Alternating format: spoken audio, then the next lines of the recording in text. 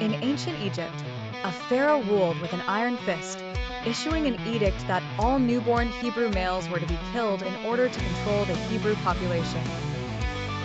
In defiance of this decree, a Hebrew woman named Jochebed placed her infant son in a basket, setting him afloat upon the Nile River to save him from certain death. This child was Moses. As fate would have it, Pharaoh's daughter discovered the basket while bathing in the river. Moved by compassion, she decided to adopt the child, raising him as her own within the royal palace. Moses grew up with the privileges of Egyptian royalty, yet he never forgot his Hebrew roots. As a young man, Moses witnessed an Egyptian taskmaster brutally beating a Hebrew slave. Overcome with anger, he intervened, striking down the Egyptian in defense of his people.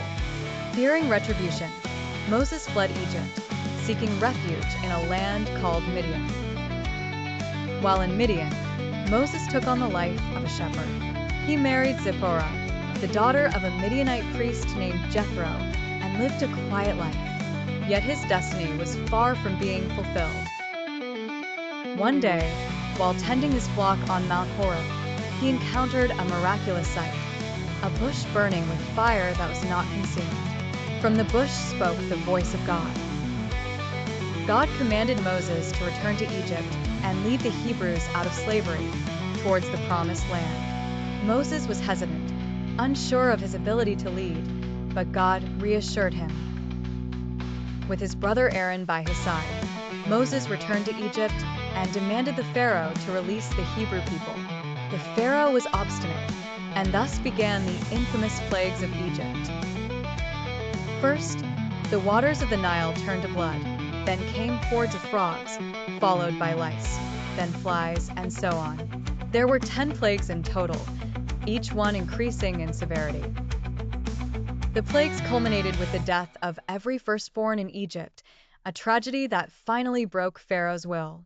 After their release, over 1 million Hebrews followed Moses out of Egypt. They faced challenges, especially when Pharaoh changed his mind and sent his army to recapture them. Trapped between the advancing soldiers and the Red Sea, Moses parted the sea.